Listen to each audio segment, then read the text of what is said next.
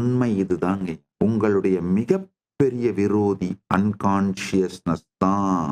Unconsciousness தான் உங்களுடைய மிகப்பெரிய விரோதி. அன்கான்ஷியஸ்னஸ்னா என்னன்னு சொல்றேன் கேட்டுக்கோங்க.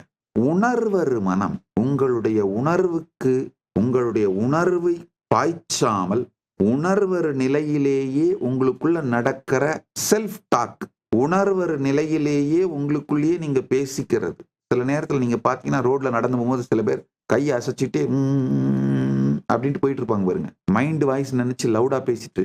அன்கான்ஷியஸ் செல்ஃப் டாக், உணர்வறு நிலையில் உங்களுக்கு நீங்களே பேசிக்கொள்வது, அது முதல். இரண்டாவது, அன்கான்ஷியஸ் ஸ்ட்ரெஸ்.